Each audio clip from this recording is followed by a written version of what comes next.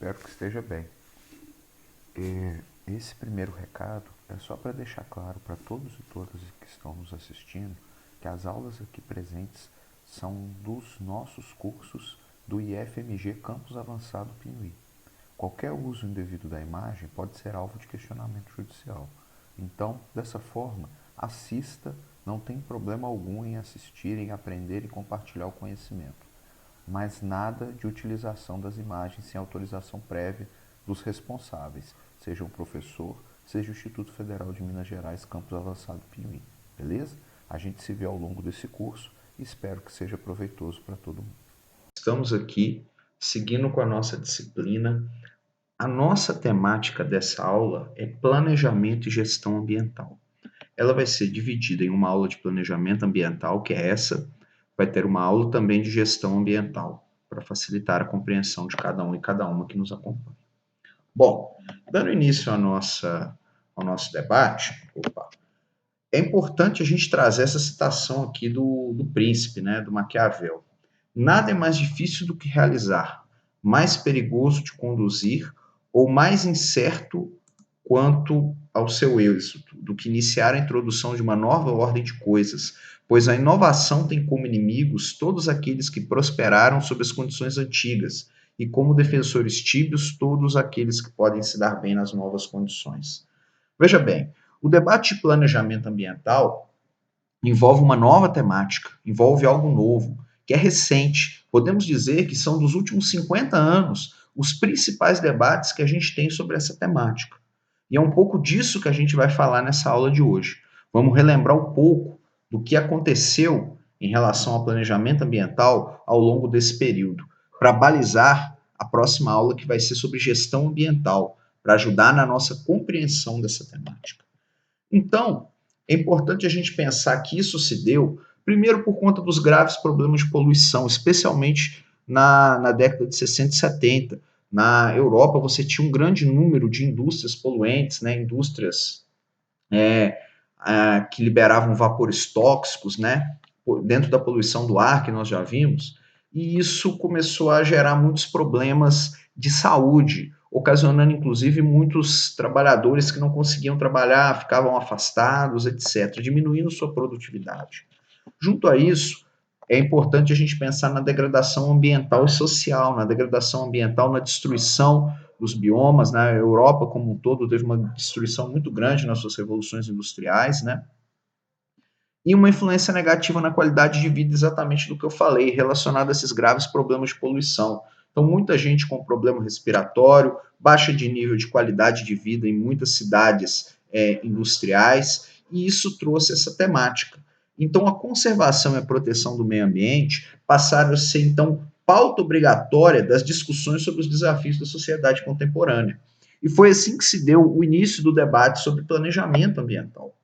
Então, a ideia de planejamento ambiental, gente, perpassa pela ideia de que o meio ambiente está relacionado ao sistema econômico como um todo, à participação social, à ideia de desenvolvimento sustentável e à educação ambiental, de modo que todos esses, se correlacionando, conseguem também se relacionar com o meio ambiente, buscando dessa forma uma maneira de se desenvolver a economia, a indústria, com cada vez menos dano à natureza. Lembrando, inclusive, da importância da participação social para a conservação da natureza. E a principal forma de convencimento da sociedade são com atividades de educação ambiental, especialmente para crianças e jovens, buscando trabalhar essa consciência ambiental desde novo.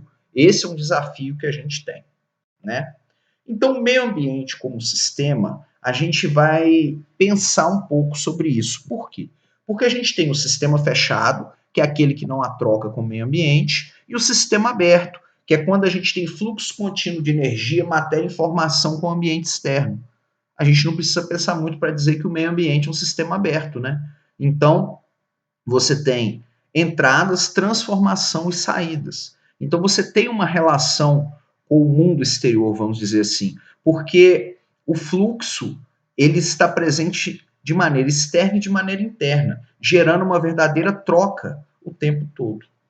E aí, quando a gente pega as definições de meio ambiente, a gente tem algumas aqui que a gente traz para o nosso debate. Em 76 apareceu uma das primeiras, do Webster's, que é condição ou força que envolvem ou modificam o complexo de fatores que atuam sobre o organismo vivo ou sobre uma comunidade ecológica, determinando sua forma de sobrevivência, agregando condições sociais e culturais.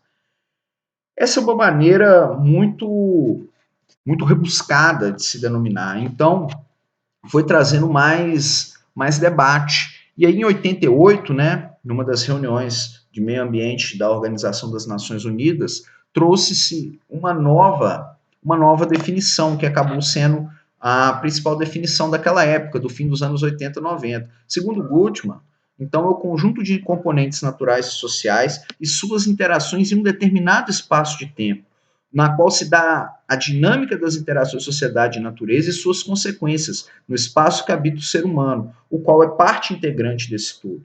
Dessa forma, o ambiente é gerado e construído ao longo do processo histórico de ocupação e transformação do espaço da sociedade. Veja que essa nova definição é uma definição muito mais abrangente que a definição anterior que a gente vê que o Webster nos traz, né, lá dos anos 70. Mas ainda assim, em 92, com a Rio 92, Conferência de Meio Ambiente, a gente conseguiu ter uma nova definição, que é a definição mais utilizada, né, desde então, que é a definição de qualquer espaço de interação e suas consequências entre a sociedade, elementos sociais e recursos humanos, e a natureza, elementos ou recursos naturais. Então, Queiroz e Trelles nos trazem essa definição que nos ajuda na compreensão do que se tem como meio ambiente. Porque é fundamental a gente entender essa definição para a gente debater planejamento ambiental. Do contrário, a gente fica vendido e não entende do que está sendo o nosso debate. Então, quando a gente pensa nos principais elementos a serem compreendidos sobre o meio ambiente, a gente precisa entender os processos de interação com qual dinâmica? Qual a natureza da dinâmica de suas relações? Qual a sociedade, qual a dinâmica de suas relações? Qual o processo de interação com as dinâmicas? Então a gente debate muito isso, que são os elementos a serem compreendidos em relação ao meio ambiente. Para melhorar a compreensão acerca disso, temos essa imagem aqui. Essa é uma imagem muito interessante que traz o movimento ambientalista como um equilíbrio entre os ecologistas e os economistas. E esse é um grande desafio que nós temos, porque de um lado nós temos com os ecologistas a ideia do biocentrismo, um cenário pessimista que defende a preservação ambiental a qualquer custo, e alguns autores e militantes do movimento ecologista defendem inclusive o crescimento zero, ou seja, para tudo na economia.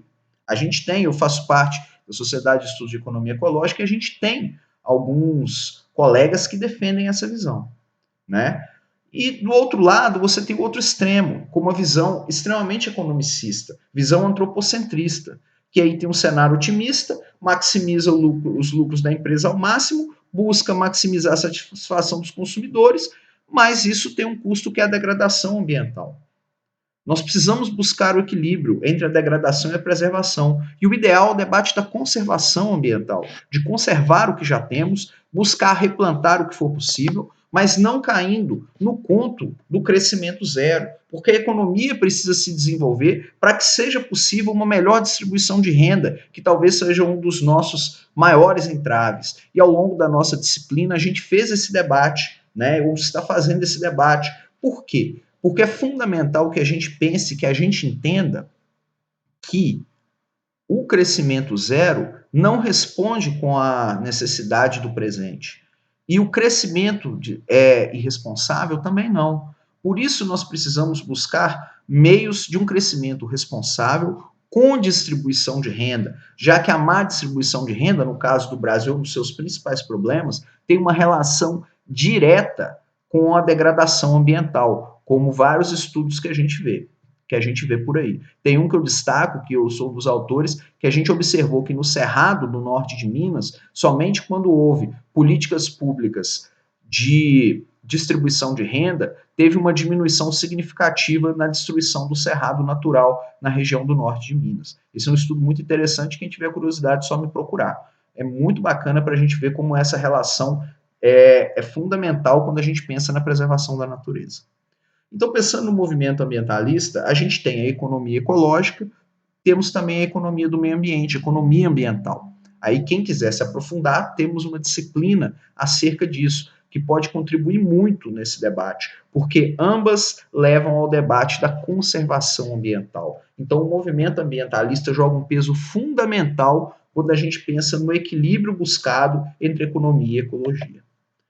Pegando então uma contextualização histórica, né, para facilitar o nosso debate aqui de planejamento, a gente tem alguns eventos que merecem destaque. No século XVIII, destruição de mais florestas do que todo o período anterior, né? A gente tem que pegar aqui no contexto histórico que a gente tem, estava acontecendo a Revolução Industrial na Europa, em especial, né? Então havia uma necessidade muito grande de madeira para o funcionamento das usinas, né? Para queima, né? Para o funcionamento das usinas a vapor. Então houve uma destruição muito grande de florestas. No século XIX, surgem os primeiros movimentos ambientalistas muito dispersos, muito pequenos, né? A gente vai ver em outras disciplinas afins que o movimento ambientalista acaba merecendo mais destaque nos anos 60 e 70 do século XX, né? Então, no século XIX, a gente tem as primeiras ideias ambientalistas, o crescimento exponencial, um consenso quanto à finitude dos recursos naturais e a necessidade de imposição de limites de crescimento, pensando no desenvolvimento, de como fazer aquele desenvolvimento, né? Então, esse era um debate que se tinha nessa época, culminando até 72, quando a gente tem a Conferência de Estocolmo, né? E depois, em 87 e 88, o relatório Brundtland, Nosso Futuro Comum, que traz a definição, inclusive, de vários aspectos importantes, como a sustentabilidade em si. Em 92, a gente tem a Rio 92, né, a Conferência das Nações Unidas sobre o Meio Ambiente e Biodiversidade, culminando também na criação da Agenda 21, que são vários compromissos importantes que foram assumidos por diversas nações ao longo do final do século XX e início do século XXI, né, até 2002, né, a gente teve a Conferência Mundial sobre Desenvolvimento Sustentável em Johannesburgo, a chamada Rio+10. Então, essas aqui são algumas das contextualizações históricas que merecem destaque para que a gente fale um pouco sobre isso. A gente tem alguns marcos históricos que são fundamentais. O Clube de Roma, em 72, com o limite do crescimento, né, e coincide aqui com a Conferência de Estocolmo, o Clube de Roma, ele já se reunia desde os anos 60, reconhece então que não pode haver crescimento infinito com recursos finitos. Parece óbvio hoje para a gente, já no século XXI, esse postulado. Entretanto, para aquela época, isso foi muito avançado, porque não tinha uma definição exata disso. Reinava a ideia do crescimento infinito e que os recursos eram infinitos. Algo que foi fundamental de ser compreendido por muitos líderes de nações e muitos empresários ali presentes. E aí, a gente tem os fatores que determinam e limitam o crescimento do planeta.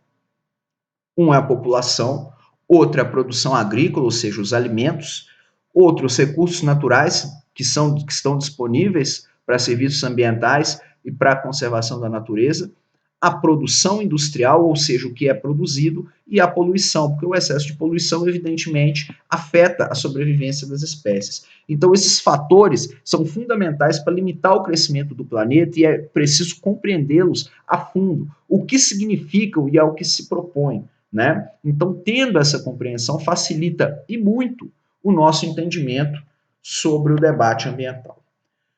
A Conferência de Estocolmo de 72, ainda sobre ela, foi a primeira grande, né, que a gente teve, que participou 113 nações, dali surgiu o PNUMA, que é o Programa das Nações Unidas sobre o Meio Ambiente, e elaborou-se a Estratégia Mundial de Conservação da Natureza. Então foi a primeira vez que você teve mais de 100 nações reunidas para debater meio ambiente, para conseguir enxergar a finitude dos recursos naturais e debater uma estratégia mundial para conservar a natureza, já que a defesa da natureza é uma bandeira que não tem partidos, uma bandeira que não tem ideologias, é apenas a defesa da natureza por si só, o que é fundamental.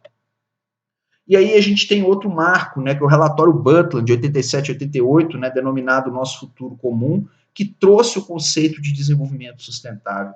E esse conceito é fundamental, porque até hoje a gente busca, né, o grande desafio da indústria é a ideia do desenvolvimento sustentável, tão buscado e tão pouco efetivo, porque praticamente ninguém conseguiu chegar a isso, com exceção de alguns países que não têm a matriz capitalista. Então, tem uma outra concepção de economia, né, de economia planificada, diferente do que a gente tem na maior parte das nações. Então, outro fator importante que a gente tem é o Protocolo de Montreal, também de 87, que trouxe a preservação da camada de ozônio, né, com a participação de 46 países. Isso foi fundamental, o debate da camada de ozônio, né, teve muito presente nos anos 90 e no início dos anos 2000 por conta do buraco da camada de ozônio. Hoje já não tem aumentado, né, tem se mantido constante na busca de resolver esse problema, mas naquela época, por conta da liberação do CFC e os motores das antigas geladeiras, que liberavam esse clorofluorcarbono, né, entre outros locais, você tinha uma grande quantidade de CFC presente, né, na atmosfera, contribuindo para o buraco da camada de ozônio. Então, esse protocolo de Montreal joga um peso importante, que foi a ideia de construir um conjunto global de nações no objetivo de preservar a camada de ozônio. E aí a gente tem a Cúpula da Terra em 92, né, com a Rio 92, a Estratégia para o Futuro, que teve os representantes de 179 países, um marco fundamental. A ONU participou, os governos municipais e estaduais do Brasil participaram em sua grande maioria, os principais pesquisadores das temáticas ali debatidas também estiveram presentes, além da presença de empresários, ONGs, da sociedade civil organizada, movimentos sociais, e é considerada a mais ampla reunião realizada a nível mundial sobre o debate ambiental. E aconteceu no Brasil, né? Isso é muito legal, né? Aconteceu na Rio 92, Eco 92, e foi fundamental para que se trouxesse o debate de meio ambiente para os anos 90, que ali começava. E aí teve o Fórum Mundial 92, né, a Declaração do Rio sobre Meio Ambiente e Desenvolvimento Sustentável, a construção da Agenda 21, que já falamos brevemente, vamos voltar a ela, a Declaração dos Princípios Relativos a Florestas, então, uma Carta-Programa de Defesa das Florestas, o Convênio Marco das Nações Unidas sobre mudanças climáticas, né? O início do compromisso, do debate sobre as mudanças climáticas e o convênio sobre a biodiversidade e a necessidade de conservação da natureza. Então, a Rio 92 foi um marco para o debate ambiental e para o planejamento ambiental, porque ela, na verdade, trouxe os marcos do planejamento ambiental em si, porque até então a gente não tinha um documento mundial que trouxesse os compromissos das pessoas, os compromissos das entidades, dos governos e dos empresários para a conservação da natureza, algo que então passou a ficar presente a partir da Rio 92. E trouxe, como eu já disse, a Agenda 21, que aprofundando, né, é um programa global, então, aprovado lá na Cúpula da Terra, na principal reunião que teve com todo mundo, né, na Rio 92, desenvolvendo, então, um plano de ação para a década de 90 e início do século 21, tendo como base o desenvolvimento sustentável e proteção ambiental. Né? Ela é um livro, né, tem mais de 40 capítulos, dividido em 4 seções. Quem quiser consegue baixar na internet facilmente a Agenda 21. E isso, então, balizou muitos governos desde então, inclusive governos municipais, para seguirem a Agenda 21 de sustentabilidade, de preservação, com vistas à conservação da natureza e a busca do desenvolvimento sustentável. Então, foi muito importante para a Rio 92 essa Agenda 21 acontecer daquela forma como aconteceu. Né? Então, no caso do Brasil, a implementação da Agenda 21 brasileira trouxe temas centrais, então, para a gestão pública. A ideia da agricultura sustentável, que passou a ter espaço, que não tinha um debate, um espaço em si até então, só se pensava em agricultura de larga escala. A ideia de cidades sustentáveis, que dialoga direto com o papel do engenheiro civil numa cidade melhor, né, dentro do que a ONU, inclusive, apresenta para cidades sustentáveis, né? Infraestrutura e integração regional. Então, veja que a Agenda 21 debate planejamento urbano de maneira direta, né? Trazendo, então, essa integração e essa infraestrutura para o debate ambiental. A gestão dos recursos naturais, então, aqui políticas públicas de conservação da natureza tornaram-se, então, presentes. A busca de redução das desigualdades sociais, como eu já comentei, a desigualdade social é um fator que afeta e muito a conservação da natureza, e ciência e tecnologia para o desenvolvimento sustentável, né? Afinal, é necessário e fundamental mais pesquisas em relação a essas áreas, porque só assim a gente tem condição prática de conseguir construir um novo modelo de desenvolvimento. Um modelo de desenvolvimento que não seja pautado única e exclusivamente no lucro das grandes empresas, mas que seja voltado para a distribuição de renda, a sustentabilidade e principalmente a participação popular. Eu acho que isso é fundamental, com os compromissos evidentemente democráticos. Então a gente tem aqui um resumo das conferências mundiais de meio ambiente, trouxe aqui de um artigo que eu escrevi há um tempo atrás, e aí é importante a gente ter, então, os destaques, né? Então, Conferência de Estocolmo, a criação da UNEP, na Suécia em 72, além dos outros destaques que a gente já falou ao longo da aula. A Conferência de Toronto, em 88, né, a criação do IPCC e o relatório Butler, com a definição de desenvolvimento sustentável. A Conferência de Genebra, na Suíça, em 90, o IPCC mostrou sinais de aumento de temperatura do planeta. A Conferência do Rio de Janeiro, em 92, que já falamos também, com a criação da Agenda 21 e a Convenção da Biodiversidade. A Conferência de Berlim, em 95, trouxe a primeira Conferência das Partes. A Conferência de Genebra, na Suíça, em 96, os países em desenvolvimento passaram a receber apoio financeiro para a redução de gases. Na Conferência de Quioto, em 97, o Protocolo de Quioto, sem os Estados Unidos, né, buscou a redução dos gases estufa, certificados de carbono, e os Estados Unidos, na época, se negavam a assinar esse protocolo, né, é importante destacar. Na Conferência de Buenos Aires, um plano de ação foi feito em 98. Na Conferência de Bonn, em 99, teve a reunião sobre a mudança de uso da terra e das florestas, sobre o uso e ocupação do solo, muito importante. Na Conferência de Haia, na Holanda, em 2000, o aumento dos conflitos entre os Estados Unidos, que não assinavam o termo do Protocolo de Quioto, e a União Europeia. Na Conferência de Marrakech, em 2001, no Marrocos, o debate de efeito estufa, parte sua estar presente. Na Conferência de Nova Delhi, na Índia, em 2002, os mecanismos de desenvolvimento limpo passaram a estar presentes. Na Conferência de Milão, na Itália, em 2003, a regulamentação de projetos de reflorestamento para créditos de carbono. Na Conferência de Buenos Aires, novamente, em 2004, as novas metas do Protocolo de Quioto após 2012, né, já que havia essa dificuldade de assinatura dos Estados Unidos.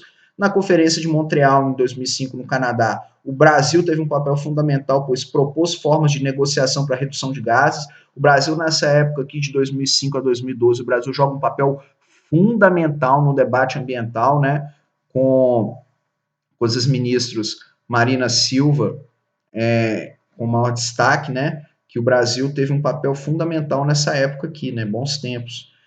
E aí tivemos a Conferência de Nairobi, o relatório incidente da Inglaterra e o READ Brasil, no Quênia, em 2006. A Conferência de Bali, na Indonésia, em 2007, trouxe o Fundo de Adaptação INAMAS. A Conferência de Poznan, na Polônia, houve os BRICS se comprometendo a reduzir gases. O Brasil aqui, de novo, teve um papel fundamental, né?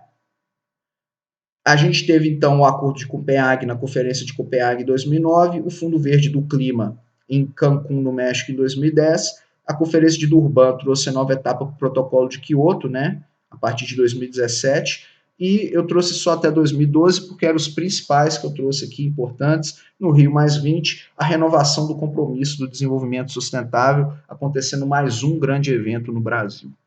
Então, veja, a gente trouxe isso daqui para o debate, para contribuir, e para a gente ver, né, que no protocolo de Quioto, os países industrializados, então, se comprometeram a reduzir as emissões de gás tóxico em 5,2 entre 2008 a 12, mantendo os níveis da década de 90. Os Estados Unidos, que se negavam a assinar o protocolo de Quioto, né, com apenas 5% da população mundial, produz mais de 25% das emissões totais de CO2 no planeta.